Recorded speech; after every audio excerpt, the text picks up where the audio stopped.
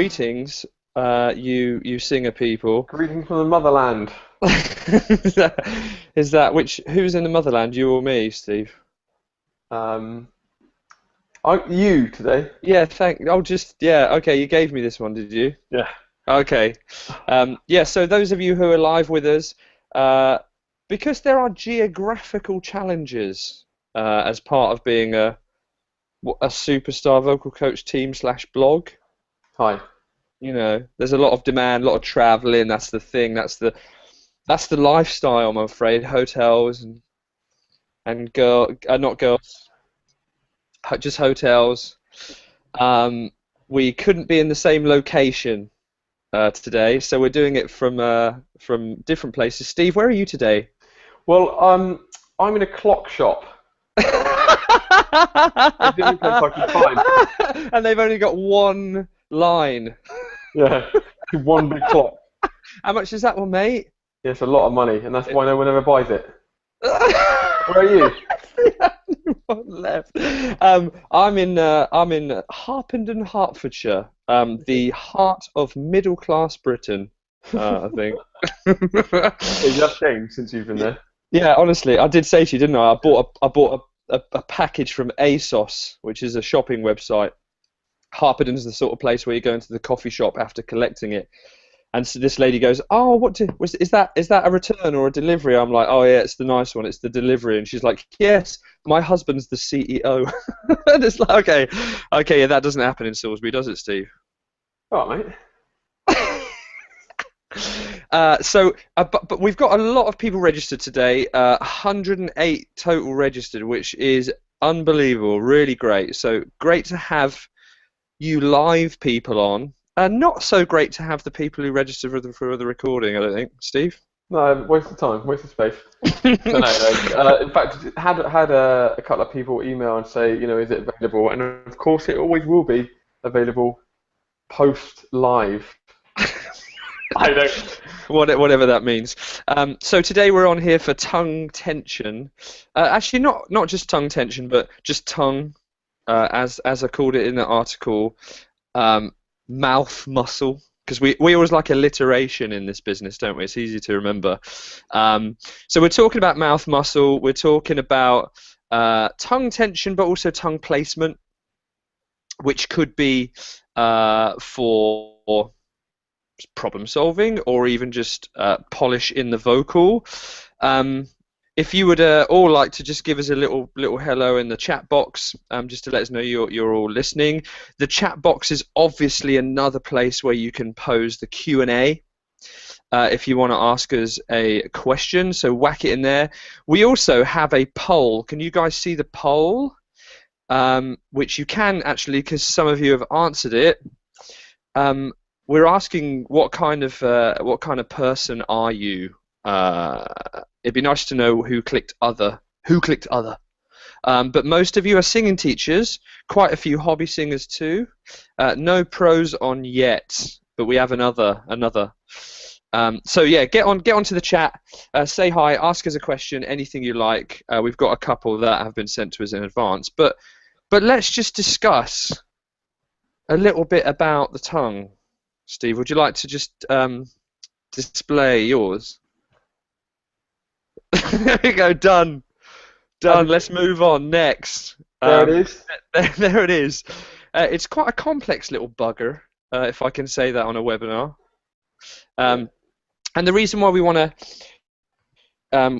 look at that, I mean, it's unruly because it has quite a few different jobs. It helps us chew and swallow, helps us taste, which is probably my favourite bit about its function. There's quite a few muscles grouped together in it. It's occasionally furry, which I think we mentioned as well. But it's also, what we want to look at, it's also an important acoustic tool. It helps to shape the vocal tract in ways that can help us to the nth degree. If you're say an opera singer, tongue placement strategies can often help you to really make it in that world, to get the strongest resonance possible for singing over an orchestra unmiked. for any kind of singer. It could be a tonal tool to create different tones, but also, when it's messing around and it's not working well, it, it, we can experience strain, inefficiency, a loss of power. Hence why we really, really must address it if someone is singing any form of high note, any of the middle, the bridge, the passaggio, and above, and you want some beans in it. Some what? Then we're probably going some beans. That's the technical term. So that's why we're going to address it. So Steve, tongue tension exercises. I think we've had a few in mind. Yeah. I mean, just to say though, off the back of that, just in its most basic form, 'cause that's the way that I like to think about things, is that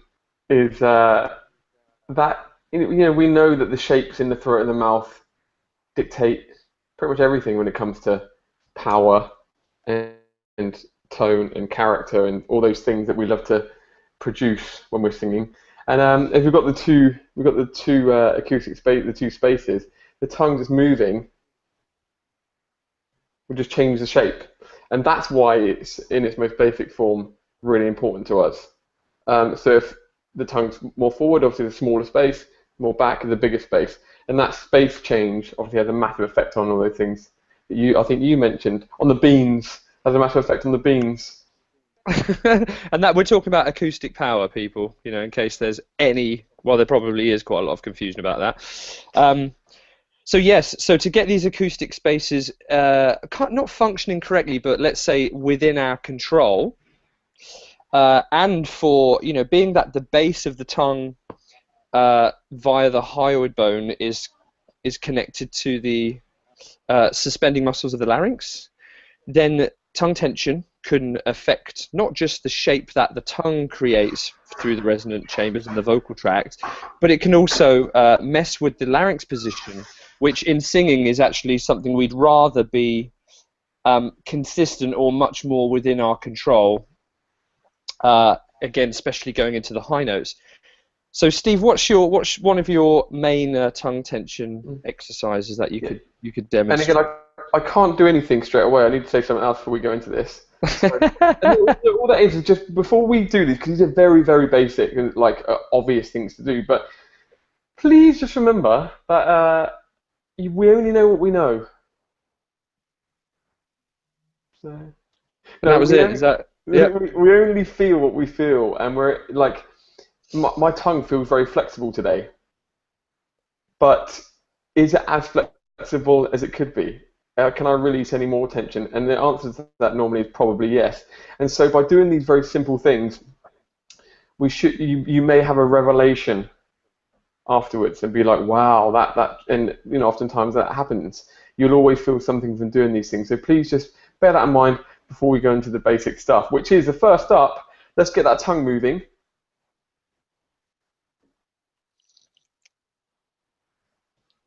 What are you doing? Just kind of sticking it out, really. Uh-huh. As far as it can go. Remember the jaw movement with that as well. So we've got some jaw movement there. Again, moving the jaw in a way that it may or may not have done that day already. So everything's always included. But yeah, getting the tongue out and just encouraging it into a position that it may have not been that day. It's as simple as that, really. Because a lot of singers who do that would generally really feel that stretching sensation in the base of the tongue and in the masseters and the jaw muscles as well. So generally that tension resides in a lot of singers. So yeah, good start. Now we would go from there generally to a raspberry, which is this, which is it's quite easy to do down in the bottom. Don't get me wrong, some people literally, can't do it. Yeah. So my advice to you is get better, or try one of the other exercises. But however, in order to do an effective raspberry, you have to also be a little bit in control of airflow as well. Because if you blow too much or too little, this whole process can fall apart. If the lips tense up, it can fall apart. And equally, for people that experience tongue tension as they ascend in pitch, the tongue can tense, flatten, change shape, whatever. And again, that raspberry may not entirely stop. Quite often it does, but maybe it actually isn't so rumbly and starts to get a bit like that. A bit the vibrations get a bit quick and not enough air is held back. So in order to be able to do this effectively, it's quite handy not just to hang the tongue out, but do stick it out quite far.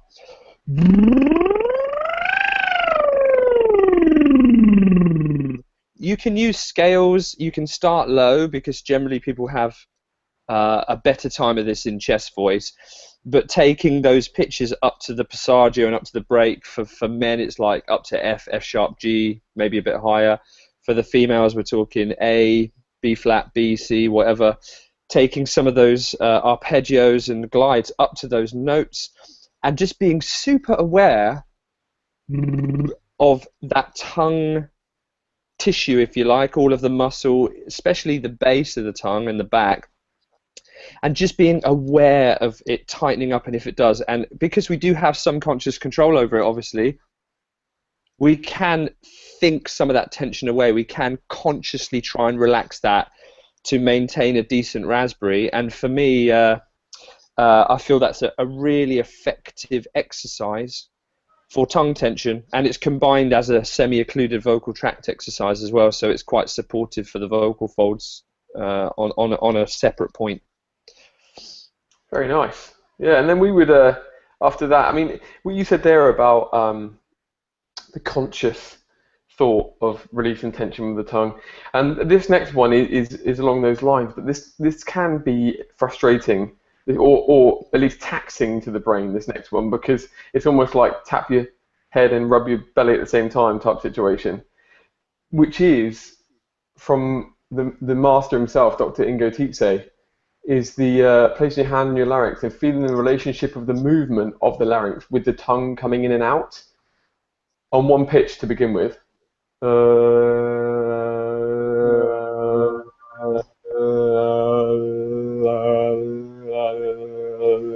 When it goes back in and out, is the larynx moving with it on the same pitch, and of course other things moving at the same time there. But again, it's our relationship with that. We can move on to pitch, changing pitch afterwards, but we have to take into account here that there's going to be other factors as to why the larynx might move when we change pitch as well, dependent on our default postures for different pitches. So we might actually be inclined to move our larynx anyway without the tongue. But this exercise, I say I wouldn't overdo this exercise, just for the fact that there are a lot of contributing factors to why things might be moving, but it's still good, as Chris has said, about the conscious thought or relationship between the two, and just encouraging isolation of the tongue as much as you possibly can. So I'd say like 5 to 10 times on one pitch, and then 5 to 10 times on a bit of a siren.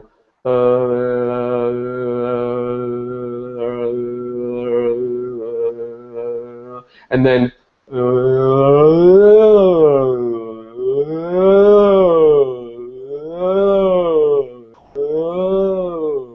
so have a play around with it and see how much freedom you get. Because am I right in saying, Steve, that you want to use some of that slight dark tone to, if the larynx is pulling up with the tongue, You're right. If you stick the tongue out with the dark sort of tone, it's going to Release. Put them two structures in opposite directions and hopefully break that cycle. Absolutely, that's a great tip to add. You look great doing it as well, mate. Thank you. Well, how good? I'll tell you later if that's all right. Yeah, but obviously, this doesn't necessarily solve tongue tension. It can do a little bit, but we can perform certain exercises with our tongue out. If it doesn't solve the tension itself, the reason why it's good or can be really helpful is because it can help a singer to experience a sound where the tongue isn't muffling resonance and sending it possibly into the nose, or just, not letting it flourish in the vocal tract. So maybe something like a consonant that's most helpful because it doesn't use the tongue is M, and it's something like na na na na na na na na na na na na, that kind of thing. And the symptoms of that are going to be like na na na, and the tongue's going to pull in at certain points for singers who can't deal with this. But it's imperative that you leave it out. Na na na na na na na na na na na na. And then we can get a sense of the sound of a tongue that's not in the way. And for some singers, aiming for a sound sometimes is more helpful than just going straight for the functionality or the tension itself. So if you do feel like you experience tongue tension, or maybe you want to try and diagnose it by trying a few things, sticking your tongue out like that and doing a few scales, if it gives you a very different experience and a much clearer, brighter tone, then one might say that your tongue tension or just tongue placement strategy might need a bit of work. Nice. So I think that was our suite of exercises for that. If you're in the UK and some parts of Europe and America, some you can do this yourself. You can actually press your thumbs into your tongue root and give it a little bit of a release. But a lot of singers over in London here typically go to an osteopath who deals specifically with laryngeal massage, and he or she is often getting into that tongue base for tongue tension that just won't go away. So yeah, you could consider some kind of treatment for that, if none of this is really helping. Yeah, great. So I guess the next natural step on from the warm-ups is going to be talking about singing. Obviously, that's why we're here. So in terms of pitch, what positions or where should the tongue be in relation to pitch? And I think that we're firm believers that, to be honest with you, if we're singing low, and by that we mean under the passaggio, under the bridge or break. I got the piano ready in case you need it, mate. Okay, thank you, mate. We're gonna play me. You can kind of do what you like if you're in the low notes. In terms of tongue position, you've got as we know, the postures required to efficiently produce low notes isn't as it's actually easier to find places of good resonance, all that stuff. So we don't need to be quite as precise. Clearly, if you try and sing like this or like that, you're going to have problems. But in general, you've got a lot more freedom in the low notes to move your tongue around. So what about when we start moving up, mate? Well, yes, it's just purely down to the fact that in our voice we have, or in the sound that we produce, we have harmonics. They're the carriers of sound. They're the providers of tone. And as we move up in our range, we need to keep boosting certain tone colors in our voice. We need to keep locating formants to harmonics if you're a voice teacher, right? But either way, we have to shape to keep energy in the tone. And when we get towards the middle voice, so for men that could be anywhere from, like, say, no, like that B, up to, we're talking like B, and these strategies are continuing right up really to the top of the range here. And for females, maybe some of this might be starting, depending on the vowel, maybe around about E4 instead. And as we get towards that, we have to consider that our throat and our mouth, or the start of our tube and the end of our tube, are actually providing a little bit of boost to different harmonics and different parts of the sound wave in there.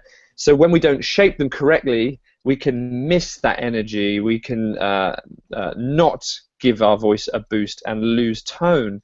So when we go into the middle of our voice, typically we're not looking for too much of the tongue forward. That's why singing E is quite a difficult vowel in the middle of the voice. Is try a man singing E like that. It's normally E. It's normally like that. It's always squeezed because that vowel is the most extreme tongue forward vowel. So for a lot of vowels, we're trying to get the tongue position to gravitate to something a little bit more neutral in position, whereas R is very far back, E is very far forward. Something like is somewhere in the middle. Uh, and quite often, a good friend of ours, John Henney, is always a big fan of this tool as blending other vowels with like E, instead of E, to try and bring that tongue into a more of an equalized position in order to try and find some energy for the middle notes. And Which is just that's to pick generally up what on we that. look at. I always want to just reiterate these things. Like the fact that you mentioned there that R doesn't have a particularly favourable tongue positioning in the middle voice. And for those teachers out there and or singers who have lessons, there'll be a lot of teachers that do use an R sound to diagnose voices. Yeah, to expose problems. Yeah, to expose problems, and that's exactly why. Because eh, for one thing, if you're a developed advanced singer, then you probably have worked out that as you start to ascend, that R sound isn't favourable. So you will start to modify that. So what a teacher's really doing is listening out for how much are you modifying that vowel as you go higher. Because as Christian said, we know that the tongue, for one thing, isn't in a favourable position. Equally, if you're just thrown in to the fire first lesson and you don't know much about singing and it's like I'm going to hold on to that vowel all the way, and then you obviously get the flip, which is the loss of energy because the shape doesn't support the pitch that you're singing. Mm. So that's just I just wanted to add that in there just for any teachers out there that use a 5-tone R and maybe not didn't have that understanding. But carry on, mate. Sorry. Okay, yeah, great. No, that's it. That's exactly it, mate. And I kind of point out there that R, being that it doesn't facilitate necessarily a very helpful change in resonance, a very helpful presagio or bridge or whatever you want to call it. Um, on the flip side of that, if you're a skilled singer, R can actually be quite a helpful belting vowel, depending on the pitch, because in that one you are actually trying to hang on to a little bit of the bottom register, and that vowel might lead you into doing that. But as a skilled singer, you're able to actually make that work for you in a special way. But for most singers, they're just trying to get over the break, trying to get over the bridge. So that vowel is helpful. But if we're talking above that, mate, and we're talking we want to keep that sound powerful up top, it's the classic person saying, how do they make that sound like chest when it's that high? What are we then looking at with the tongue position there? Up high, in Yeah. terms. Sorry, I kind of tension went. Sorry there. The tongue starts to come forward for that to encourage that energy that we're requiring the high notes. Basically, is what it comes down to, right? Yeah, that's it. That's it. And if we talk about resonators, we're talking about higher pitches. In a lot of cases, we're looking for the distance between the tongue and the lips to get smaller, in order to keep resonating higher and higher harmonics and keeping, as some people say, like virility in the sound.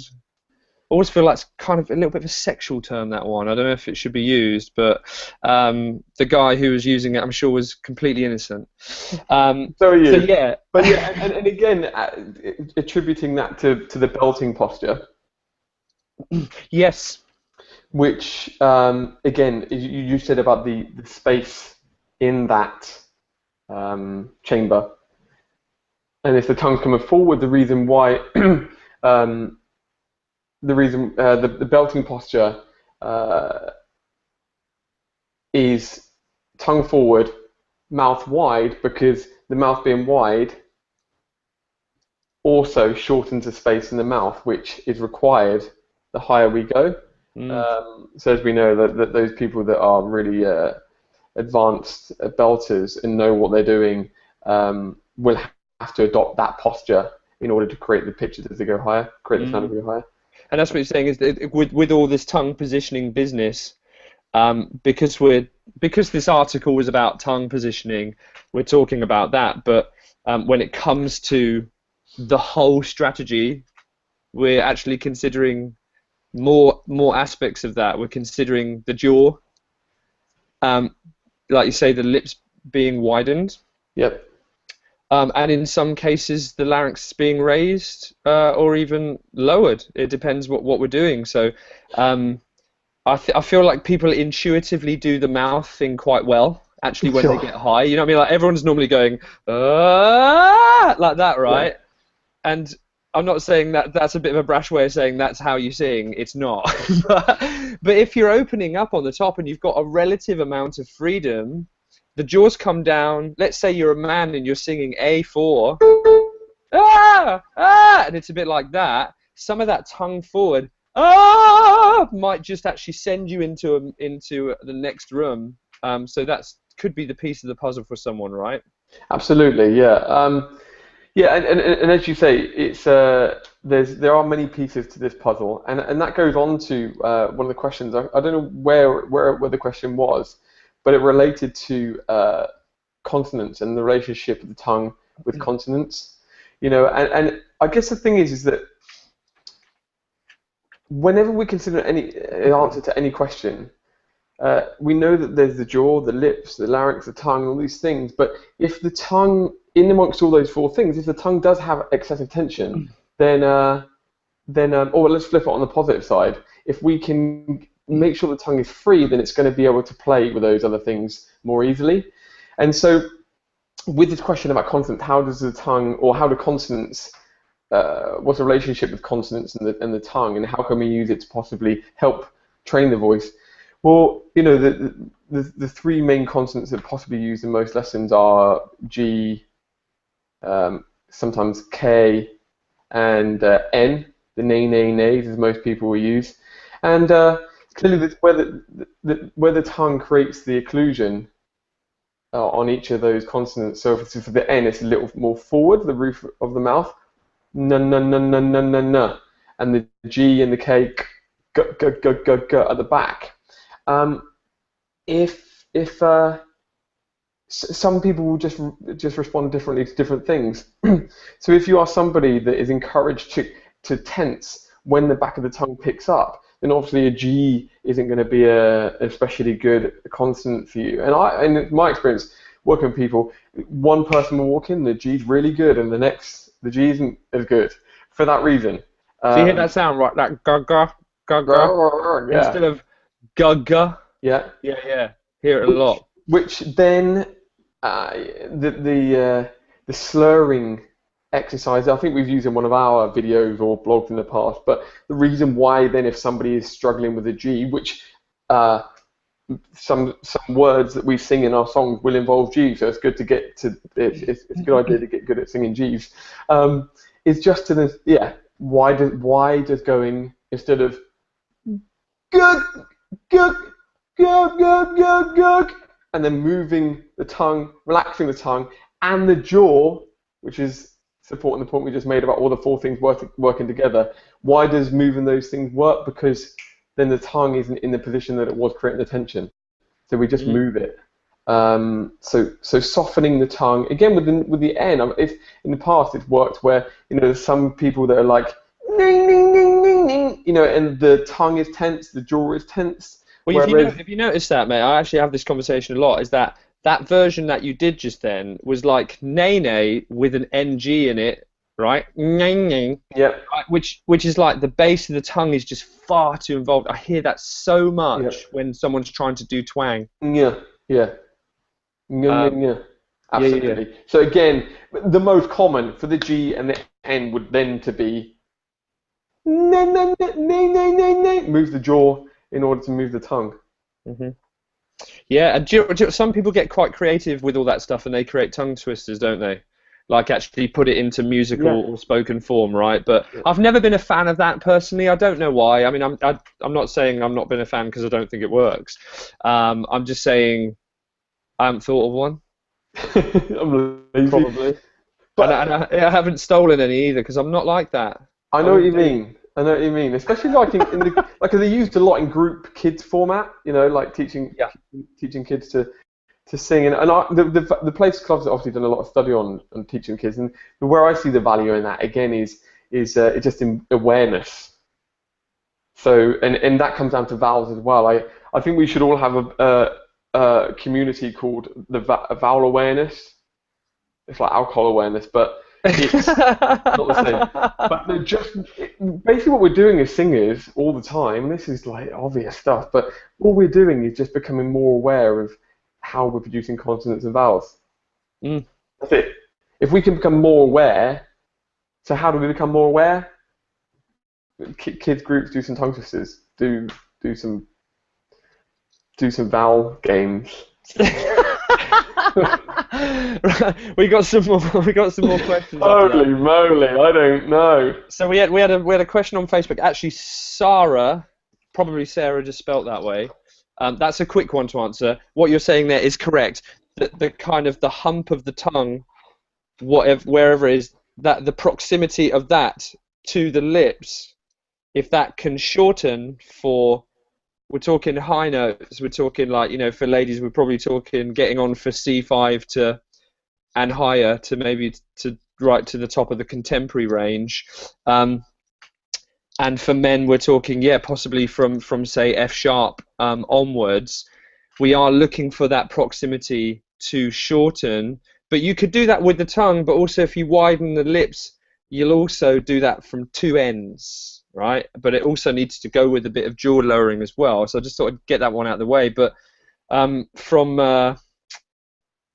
someone on Facebook, it was what are the biggest signs that tongue tension is happening? And in all honesty, there's quite a lot.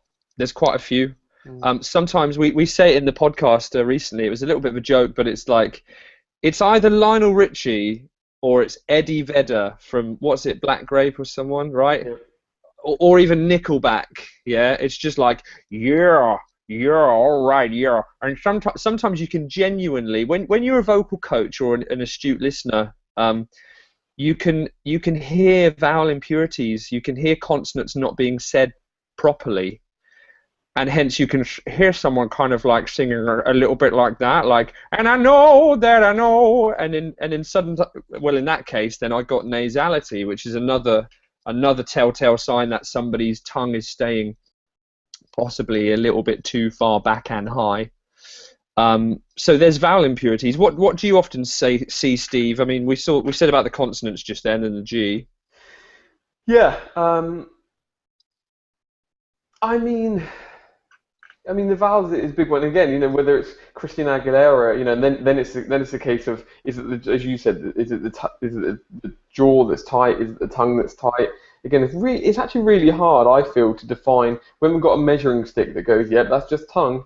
But there can be many things that are doing it. But in terms of signs, the vowel definitely. Again, if we're unable to sing through the vowel, as everyone used to say, or sustain a note, is another sign. Another sign that because again, it's tension on the consonant. Good, good. Just holding on to that consonant for too long. But in terms of what are the signs, it's mainly audible. Whatever it is. In the purity of the vowel and everything, right? Yeah, definitely. I mean, looking at some of the strategies for distortion. I often, if you hear a strainy singer, sometimes there's some tongue getting involved there. But sometimes when you hear a little bit of that rasp, a little bit that kind of thing, I often find sometimes the tongue is pulling back there because great singers might use a very back tongue position to actually create distortion. Or other extreme voice qualities. So if a singer's hearing distortion, there could be some of that closing going on. Again, whenever I work with opera, sometimes someone's got a bit of tongue tension or a problem with the tongue because when they're lowering their larynx, they're like using the base of their tongue to push it down, which crowds the throat as well. So sometimes you can hear that very dark sound that is also flat in pitch. Speaking to Ingo and other people about the biomechanics of it, is that if the tongue is too far back, it can crowd the space that the thyroid cartilage needs to rock into in order to raise pitch. Lots of tensions outside can inhibit that process as well. So yeah, if someone's routinely flat, it might also be the tongue. So, but I'll just go as far as say, most people will be suffering from an element of tongue tension, probably amongst some other things altogether. And so, unless you are Lionel Richie or sound like Lionel Richie, which is an extreme extreme tension, and most people will just be, okay, what can I do to optimize the situation, as opposed to having a really clean cut, okay, yeah, I have tongue tension there, because a lot of time you may not even be able to hear it or diagnose it. So this is why the exercises we gave at the start are just more about that awareness and just actually improving, even though there may not be any clear signs that there's any issues. There's no doubt those exercises will give benefit, though, no doubt. Right. Yeah, exactly. Because if you're experiencing something else after doing them, then chances are there was a bit present, right? Question for you, mate. So Claire says, what would be your first point of call with a singer who seems to have a brilliant tongue position on a belt, but can't get it out of the way on the lower notes, causing unnecessary twang? What would be your intuition on that one? Well,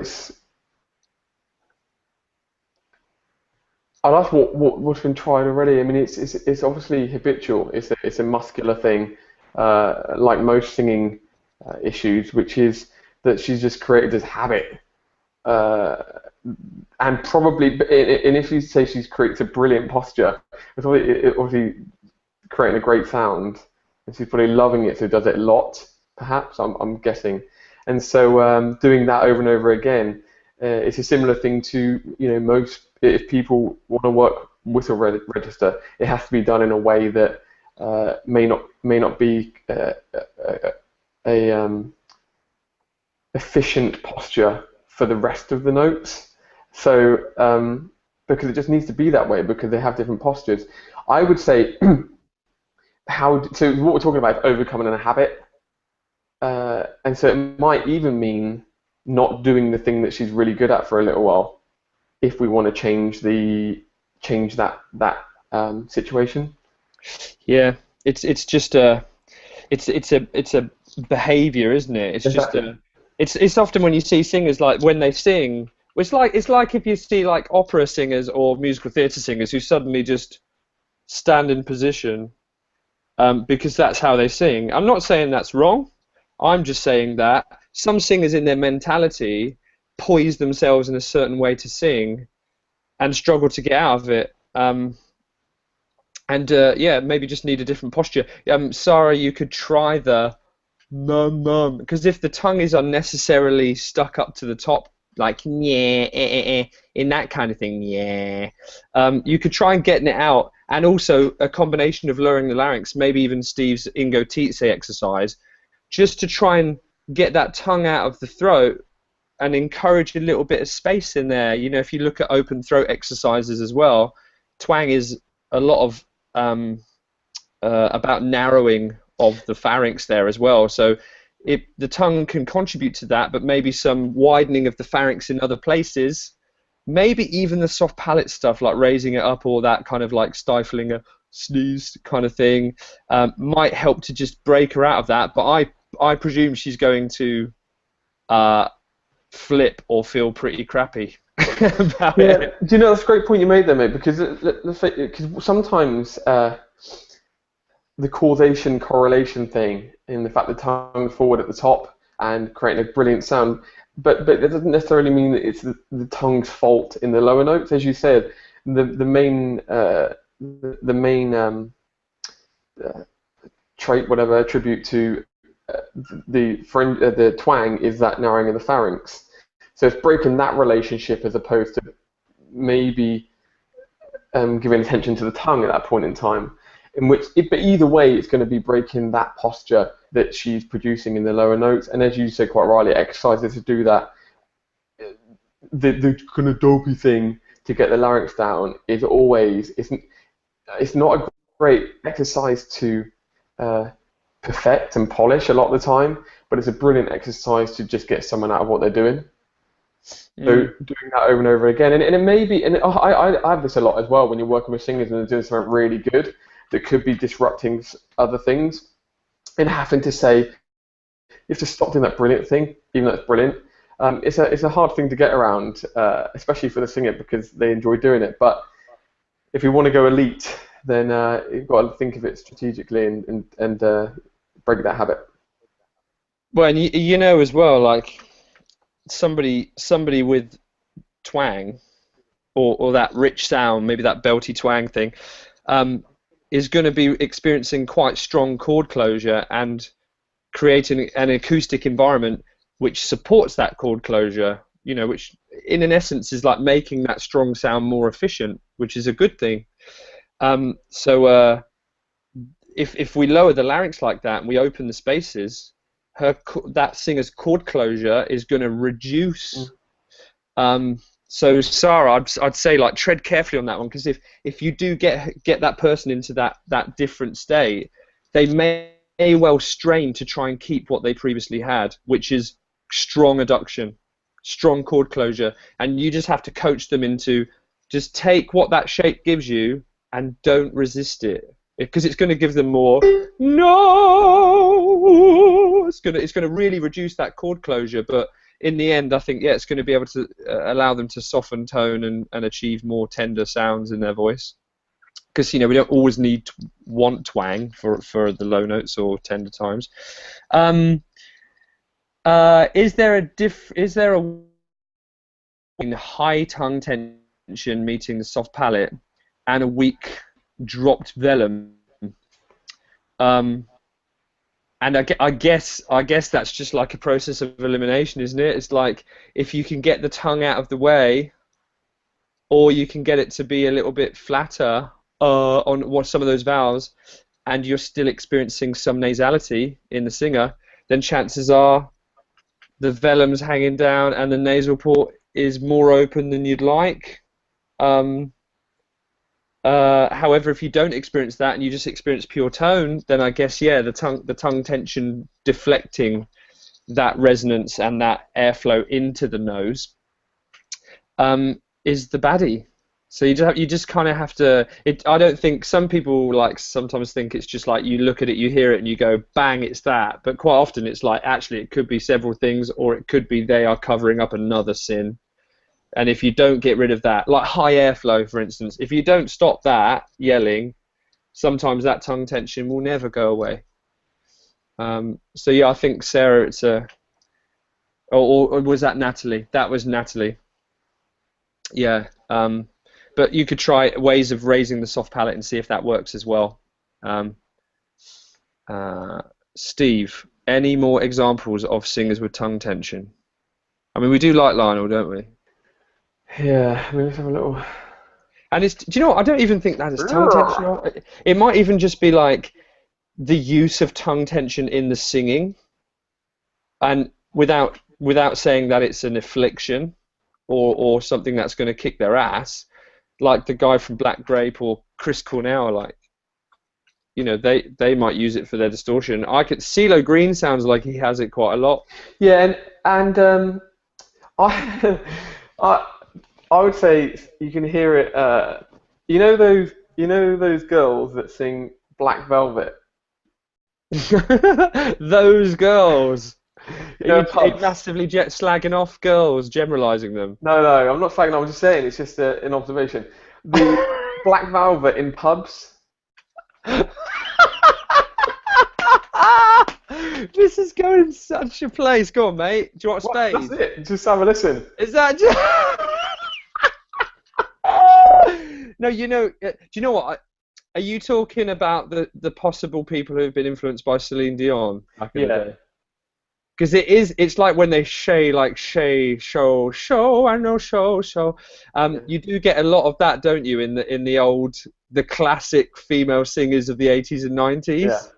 Yeah. Um, And again, is it jaw? Is it? There's lots of things, but there's tension involved, and it's, as you say, it's the 80s and 90s because, um, like for one thing, Whitney was they create a cracking sound, and we just try our best to try and make that sound out however it happens, and a lot of the time the quickest route there is tension. So I just thought one of the singers I really, really can't listen to. Love her, really, as a person. I don't know her. go on, It is the one from Texas.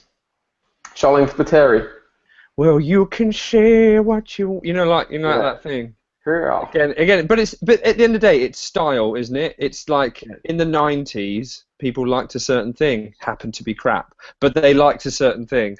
I thought the 90s was probably the worst decade of music we've ever seen.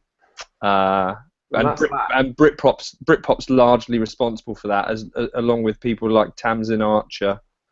Oh yeah, I love that. Sleeping Satellite. I love that.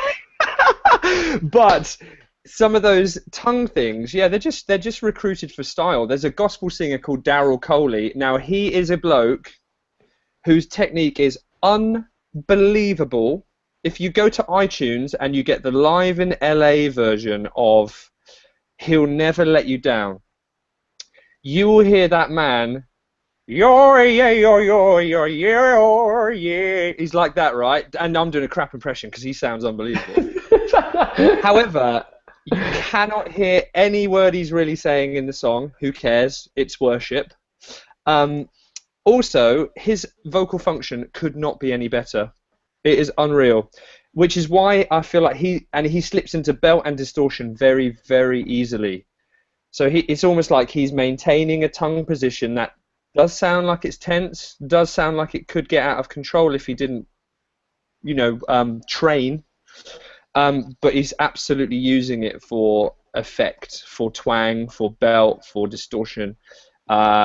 Loads of people. For D, that's Daryl with a Y, Daryl, Coley, Coley, and it's the live in LA version of He'll Never Let You Down. It's unreal. But I mean, we've got. I mean, should we just go to the hour, Steve, really, and just answer the rest? Have you ever taught anyone How long was it supposed to be? How long was it? half an hour? Oh, okay. Anyway, this is a funny one, mate. Can you tell me this one? Have you ever taught anyone with a split tongue? No. Have you? No. I mean, that is I've not seen one before. Before. Sarah, could you enlighten us on what you have found about that? I presume that is a tongue that is literally Like a never seen that. no. But I'm sure it Are you makes things shocked? different. Yeah. It definitely makes things different, won't it? I'm sure. What are your thoughts on tongue piercing as well, Steve? I love it. I don't mean from an attraction point of view, but what what are your actual thoughts about it? Well, I just kind of think that if there's something in the way, or at least it's going to affect in some way, different for different people. Some people will get better at not. I mean, I don't know. I mean, I don't know what it feels like to have a ring in my tongue, but I can imagine that depending on how heavy it is, like you're not going to be able to move it. It's not. I don't know. Like, If you had a ball, like a ball and chain hanging from it, yeah, like some kind of gothic tongue piercing. yeah. I mean, that's going to give you some problems. But no, I mean, let's face it. I mean, it's like it's like the chewing gum thing, right? It's like, some people have got good at like just being able to stick the chewing gum in the side of their mouth and still sing. I mean, I say good, it's still not efficient, but like, um, just something in the way, like it's going to have an effect. It's just how much depend on the person, I suppose. Mm. I mean, Pink. I presume Pink's got one. She's Probably got, probably she's probably got one. But if you ever have a midlife crisis, Steve, um, I you would got, like you to. I'd like you to consider it with wearing a sarong. why would you like that? Might happen. Might happen. Okay, so Natalie says I have a student with the tongue piercing. Doesn't seem to affect it much at all. Great, Yeah. great. If he misses and paralyzes it, I think you'd be think differently. Did you have a before and after? That's what I want to know. Julie Julie said, sorry, had to drop off and miss the first bit. Drop off. Oh, do school drop off. Could you very quickly list the warm-ups once more at the end? They are very quickly the raspberry, the tongue out exercises. Num, num, num, num, num, num, num, num, num, num, num, num. They are maintaining a stable larynx position using this tone while sticking the tongue in and out.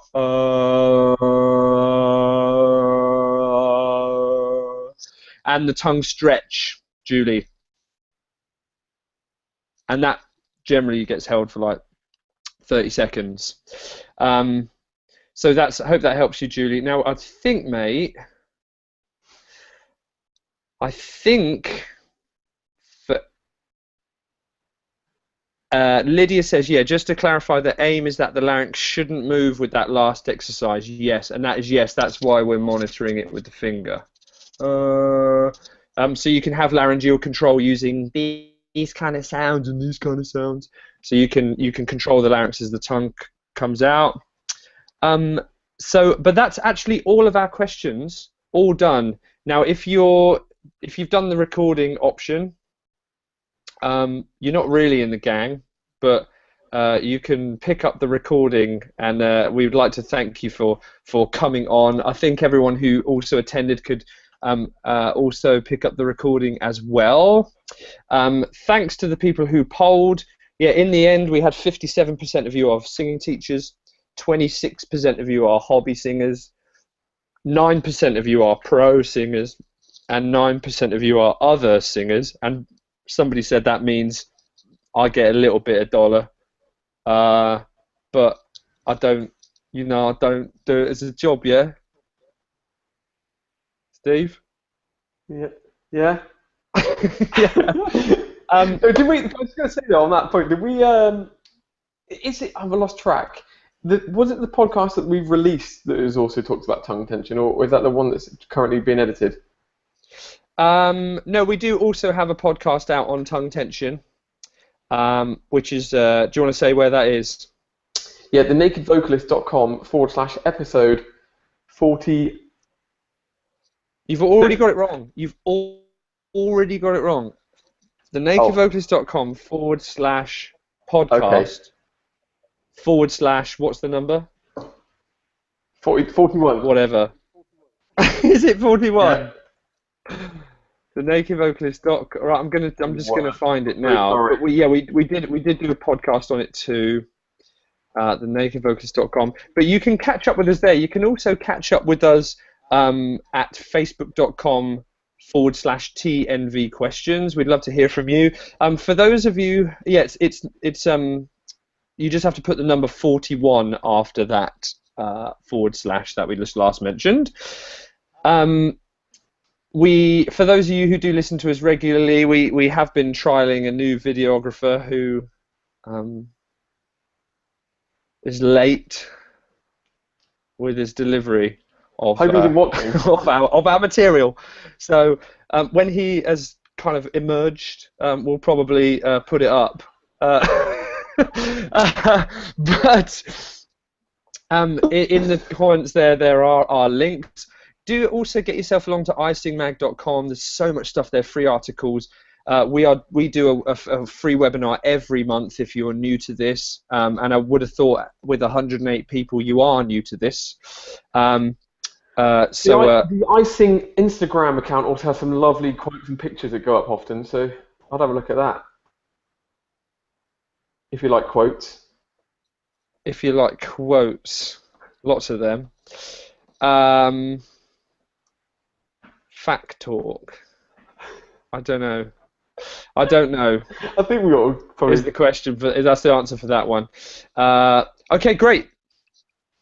Next webinar will be approximately a month's time, 5 weeks. But as Lynn, the editor of iSing, will probably send you a notification for that. But thanks to everyone that was involved today. Really appreciate you all being on, and hopefully it's helped in some way. Get in touch if it hasn't, or don't. It's easier if you don't, really. Steve, anything to say? Thank you. Inspired. Thanks everyone for coming. Honestly, it's great to have you all on board. It makes it all worthwhile. Yeah. Now go and sell that clock. Oh, it's done, mate. It's already done. I've sold it during this. Shop shut 4 minutes. See you in a bit. Bye, everyone.